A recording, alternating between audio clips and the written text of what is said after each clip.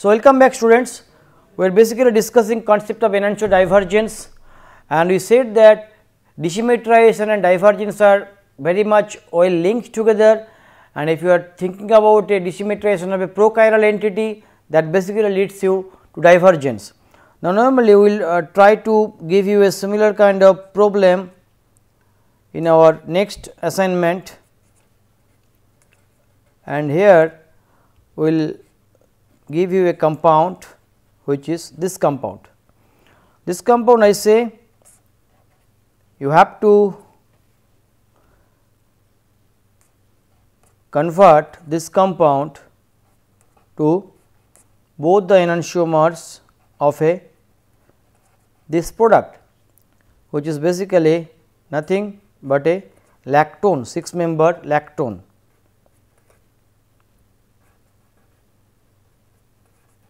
Now, these compounds are basically mirror image isomer or enantiomers. Okay. So, what in reality you need to think about, the initial starting compound is a prochiral compound. It is a prochiral compound, means that this CH2CO2Me and this CH2CO2Me is enantiotopic. Now, for your sake of simplicity, if the topicity was not covered or not properly taught to you, so you just remember that if the molecule is having sigma V, the similar kind of group having enantiotopic behavior. If it is having C2 symmetry, these groups will be homotopic. We will be explaining this C2 symmetric and homotopic little bit later on. Now, if the compounds are having a one compound like this, if it is having constitutionally symmetrical part and you have a sigma plane, you can say that this OH and this OH are enantiotopic to each other. You can consider through a symmetry element consideration, or you can do a substitution pattern, which is also available in standard stereochemical textbook. So, now I am saying that you are having a prochiral compound, the assignment was given that you need to convert it to a 2 enantiomeric lactone. Now, the initial reaction basically you have to do it a chiral desymmetrization reaction, which will lead you to the divergence. Now, also the point is, two of the functional groups are basically similar. So, it means that this part is remains fixed, the central part is remain fixed, and then you are basically targeting one reacting site at first, keeping this part intact, and another sequences you trying to do this part first, this part later on. So, basically right hand first, left hand second, left hand first, right hand second, that basically gives you 2 enantiomer. Enantiomers are what? Right hand and your left hand, handedness. So, now based on this information we will try to analyze this particular problem. The starting material is CH2CO2Me, CH2CO2Me. Now, I say for this kind of chiral desymmetrization you need to put them in a chiral environment, and this chiral environment basically we have not talked about, but probably one of the chiral environment is given by a enzyme named hydrolase. Hydrolase are enzyme which basically hydrolyze the ester bonds. Okay, we are not going to discuss about very detail in the mechanism. This hydrolase is abbreviated as PLE, which is named as pig liver esterase, which have been isolated from pig liver. It is a very nice enzyme, and it can basically give you a, out of this 2 enantiotopic group, one of the enantiotopic group is hydrolyzed, and it basically you can get this particular enantiomer as a main product, only this enantiomer, because hydrolysis of this group only. If it hydrolyze this group, you get the other enantiomer. So, now once you get this compound, Now, you have to think about the divergency. The divergency can only be created if you think about first doing the reaction here, keeping this part intact, you get one enantiomer. Now, you do this reaction first. So, now we will be trying to do it. You are having a carboxylic acid here, you are having a carboxylic ester here. Now, both the carboxylic acid and ester have a little bit different reactivity pattern.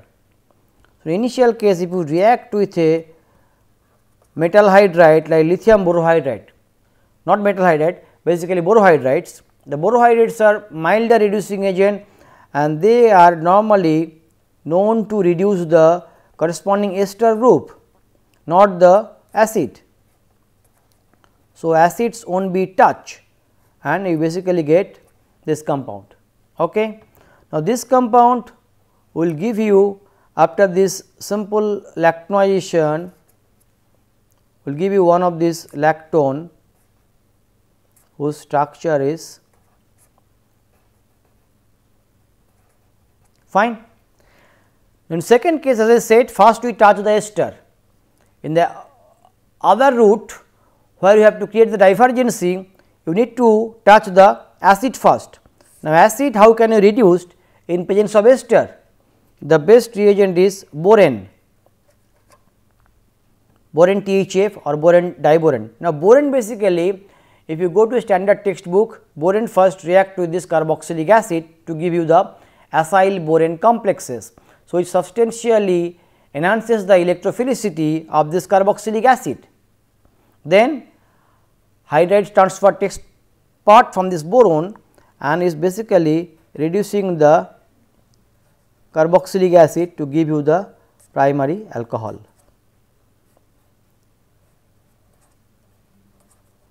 Now, you see it is almost, you first case you do the right hand side reaction and another case you do the left hand side reaction.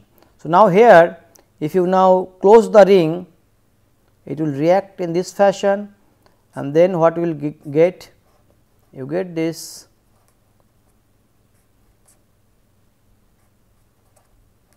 now what are those compounds? These compounds are mirror image enantiomer. So, both the enantiomers you can get starting from a single starting material. So, desymmetrization coupled with divergency is achieved. So, this desymmetrization is coupled with divergency, that is what we are discussing, the desymmetrization plus divergency. Now, this desymmetrization basically mirror plane differentiating reaction, fine. So, we will keep on talking about this divergency and how this two enantiomers of same product can be usually synthesized from a single starting material. Next, we will not give you I said desymmetrization can be of two type. Normally, we always talk about desymmetrization or of a prochiral assembly. So, means molecule is not exactly chiral. Now, and that will also give you the divergency. Now, here the next problem which I am giving to you,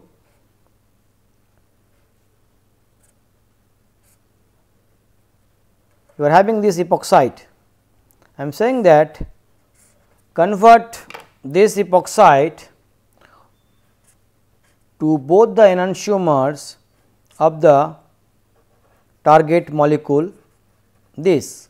Now, this compound is a natural product, its name as salactol. Now, salactol is basically used in perfume industry, it is having very nice smell, perfume industry is often used. Now, two enantiomer means you basically need to make both the enantiomers like this as well as this, clear. Now, we will now try to explore how these things has been done. Eventually, here if you can see, the starting material has already one stereo center. Okay. So, this particular chirality will lead you one of this enantiomer definitely by some FGI. Now, for other enantiomer definitely you need to invert the stereo center by some means to get the other enantiomer.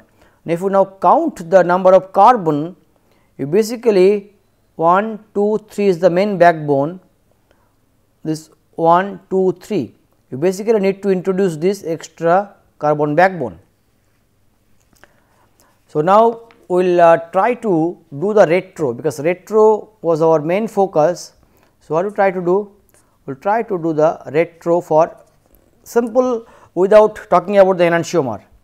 Now, I am saying that if you have this kind of compound, you can easily do a lithium aluminum hydride reduction to convert this CH2OTS to methyl. Fine. Now, this the starting material was given, we need to figure it out how this starting material was basically coming. Then we are saying that this OH is coming from this OBN, this OBN. Okay. Now, try to analyze this bond. If you cut, means that you put this epoxide here and you react with some nucleophile something like this. So, if it attacks here, it opens up to give you this compound. So, the starting material is there, and now we start with the chiral starting material which was given to you. The starting material which was given to us is this, and then you react with a Grignard reagent which is very easily available. It is named as prenyl Grignard, is a prenyl bromide and prenyl Grignard reagent. It can be easily prepared. This prenyl Grignard will open the epoxide in a less hindered site, and basically first you get this OH OBN, very simple. So, we will continue the synthesis. What you need to do? You need to convert this benzyl to tosylate. So, what you do? You just do a debenzylation by palladium charcoal hydrogen and you get this OH CH2OH. Fine. Now, you are having a primary alcohol, secondary alcohol. Primary alcohol reacts faster, 1 equivalent of tosyl chloride. You can basically get this OH CH2 OTS. Now, just do a lithium aluminum hydride based reduction or reductive removal of this tosyl group. So, you get one enantiomer of Salactol, that was one enantiomer. Now, if you now see it, initial opening of this epoxide will give you this intermediate whose structure now I am again drawing, because for the other enantiomer you need to do similar things. Now, I say I want to convert this enantiomer to this stereo inverted enantiomer. Now, the answer is there, already you have discussed it. You can simply do a Mitsunobu inversion by a Mitsunobu reaction. So, take triphenyl phosphine, diethyl azodicarboxylate, acetic acid followed by potassium carbonate, that will give you the inverted thing.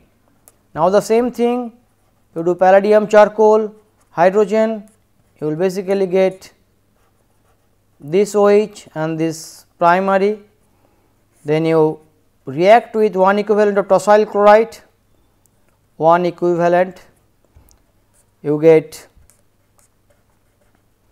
OH primary is reacted, you simply reacting with lithium aluminum hydride, you will find that this will now complete the synthesis. So, other enantiomer of Salactol also can be made. So, the divergence basically now here can be easily created, divergence can be easily created from same starting material. The pathway you have already said, you have a intermediate, you do a FGI, you get the product, one enantiomer plus product. Now, here I said this intermediate, if it is possible, you do a inversion or stereo mutation, you get another intermediate which is inverted. Now, do the same sequence of FGI to complete the synthesis. So, this stereo inversion or stereo mutation was very important, and you can basically try to think about this kind of reaction in a numerous pathway. We will try to do similar kind of exercises by taking a very simple example. I am saying I will give you this compound which is basically nothing S-ethyl lactate. This is a easily available starting material which is naturally occurring. Even you can call this as a chiral pool. Chiral pool we will discuss little bit later on. I am saying that for this compound, what you need to do? You need to prepare both the epoxide of this compound, both the enantiomer of this compound. So, this is one enantiomer, say plus enantiomer, and the other enantiomer which also you need to prepare this. So, this is now you have to think it how you can do it. Now, if you do the retro for both the enantiomer, probably a retro for this enantiomer will be like you do something like this and then put a OTS here. So, that will basically you will be O minus, doing O minus and that to ring closure, and similar case if you can get a compound like this, you can basically do a intramolecular SN2 without disturbing the stereocenter. Now, the chirality which is given here is this. So, now how to correlate? I am saying okay, let us do this lithium aluminum hydride reduction first. So, which will simply give you this OH CH2 OH diol, you got the diol. Now, this diol is basically having a primary hydroxy, secondary hydroxy. So, reactivity is basically differences. So, you react with one equivalent of tosyl chloride and then, so what you get? You get this OH CH2 OTS, this intermediate. Now, you treat this intermediate with sodium hydride. So, this will basically will give you a O minus and CH2 OTS, which will now intramolecularly react to this primary center. It will give you this O. Now, for the other enantiomer, probably you need something else. As I said, you probably need to invert the stereocenter. Now, this inversion is requires something else. Basically, you have a free hydroxy group. So, probably the best way is first protect this hydroxy group. Now, best protecting group for this kind of things, you basically protect with benzyl or PMB as the protecting group, benzyl bromide, PMB bromide. So, first let us do the protection, let us say benzyl. Okay. Then same like Salactol problem, you do the Missunwu inversion Mi by using triphenyl phosphine, your dead acetic acid and your potassium carbonate for acetate cleavage. So, basically you get now this compound. Benzyl removal is easily done by palladium charcoal, hydrogen, and then basically you get this OH. Next is your diol, so tosyl chloride 1 equivalent. The stereo center basically now is not touched, that is why there is no inversion. So, here tosyl chloride followed by 1 equivalent of sodium hydride. Then you see this intermediate will now react, you get the epoxide which is desired. So, this way the divergence can easily be created. The next particular example will be a little bit not little bit complicated, is a similar kind of thing. This is example of substrate directed divergence. Here we will give you a starting material. The starting material is having a sulfoxide basically, and the sulfoxide we say sulfurs are chiral, sulfurs are stereogenic. So, this is your lone pair. So, this is a chiral sulfoxide. Now, what is say? I say that the starting material was this one, and the two divergence you have to be create, you have to make this compound as well as this compound, this compound and this compound. Actually, I will now give you the reagent system. The first case the reagent was lithium aluminum hydride, and I give Raney nickel to remove the sulfoxide bond. The second case the hydride donor is little bit different, instead of a LAH you use the bulky hydride donor, and the remaining part is Raney nickel. Now, this is a very nice demonstration of substrate directed chemistry. So, initially what I will write, we first take the parent sulfoxide or the parent sulfoxide which was written here. Now, the sulfoxide you can basically write in two different conformational picture. This is the lone pair. So, I will try to write the sulfoxide in a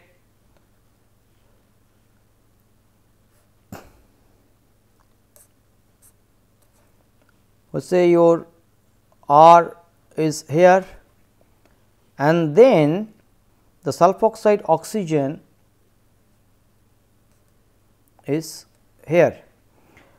Initial case I am saying lithium aluminum hydride. So, lithium is small, and then we assume that probably lithium coordinates with the sulfoxide oxygen as well as this carbonyl thing, and your aluminum hydride is here, okay, here. So, this is the transition state for this sulfoxide and lithium aluminum hydride this way. The sulfur particularly this you can write it S plus, the chirality remains basically similar.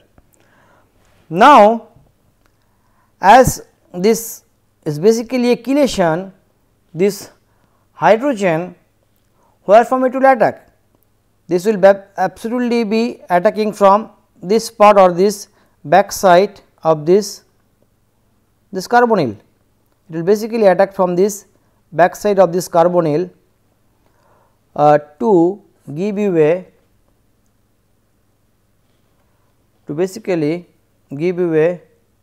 product where the hydrogen I will now write from the back side, keeping the sulfur thing remain intact.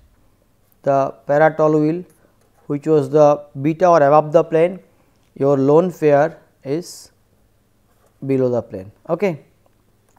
So, I am forcing that hydride in this way. If it is closed transition state, it will attack the hydride from this bottom phase, put you the alcohol here.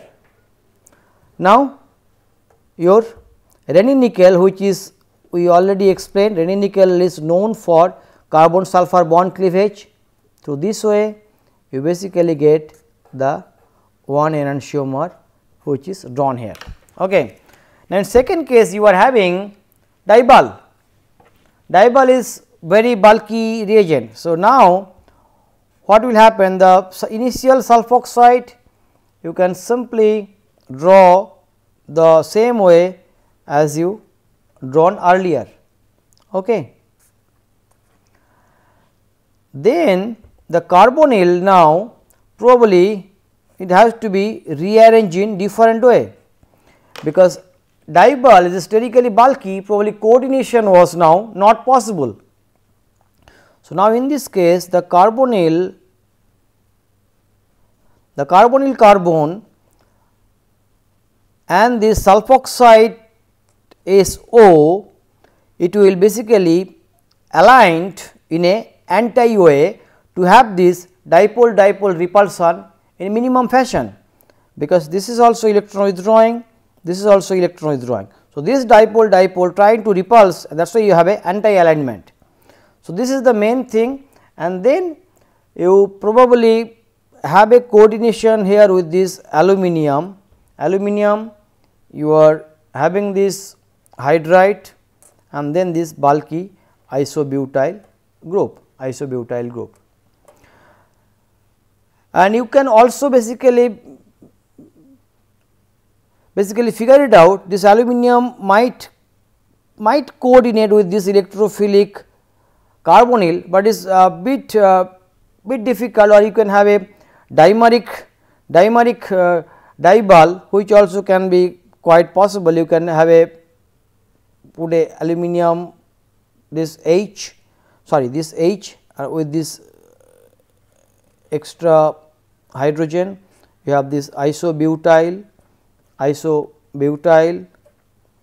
and then this aluminum may coordinate with this carbonyl thing. It was just a basically speculation. Now, this Al minus you have this hydrogen. Now, this hydrogen, it will, there is no other way, it has to attack from this top. So, in this way, now if it is attack, the same way you basically get the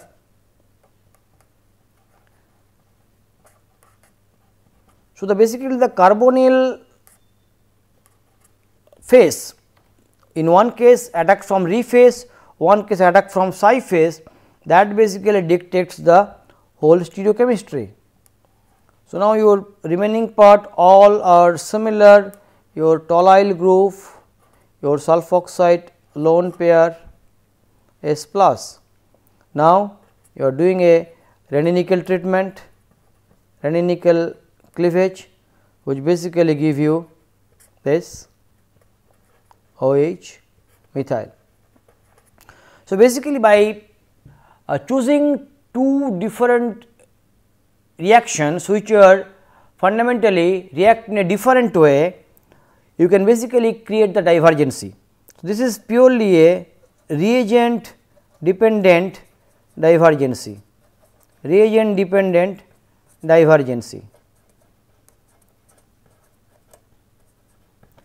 and probably this kind of reagent dependent divergency are very popular, because you start with a same starting material and you subject to a simple achiral reagent. You do not use the chiral reagent, you have a existing chiral center in from the sulfoxide. It is basically a substrate directed approach. In one case the hydride has been delivered internally, one case hydride is from externally delivered kind of thing, and so that basically gives you the divergency.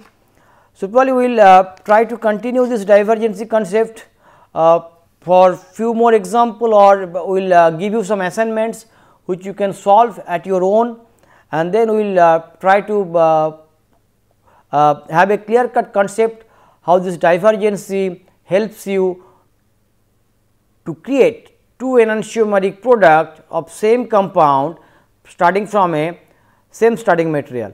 So, we will try to focus some of the aspects in the next lecture of the stereochemical strategies. Till then, have a good time and goodbye.